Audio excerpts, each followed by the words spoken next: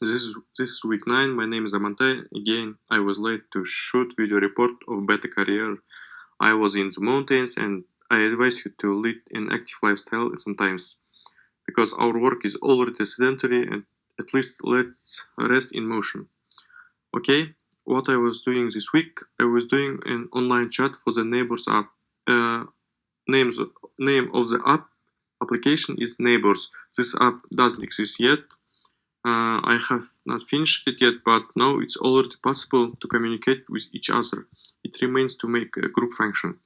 Then the backend of this application is, and I also had to write my own crop for pictures in JavaScript.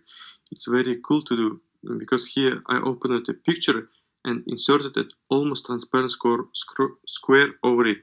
And when the user validated the cutout, I kept the X and Y coordinates for the top left and the bottom right corner. And at the end, for each picture, I showed it in the right coordinates. I had to make more filters. I won't run out of them since our site is similar to airline ticket site. And as you know, filters are added and removed in order to find the most convenient user interface. Another project related to tree and graphs. I finished it. I had to make a big tree and put it all in Balkan Graph Chart. Balkan Graph Chart is a library that makes a visual tree from a programming tree. Remember, I said that I was responsible for two systems in my work, which are interconnected with each other. They had to write methods for sending notifications to each other. This is where I need some experience with online chat.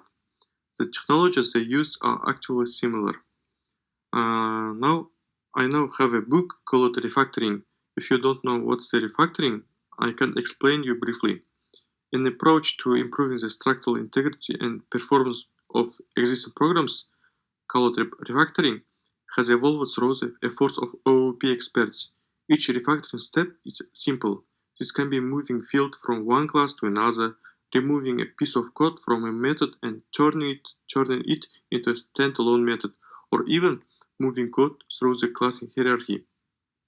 Every single step may seem trivial, but the cumulative effect of such small changes is able to radically improve a design or even prevent poorly designed program from breaking up.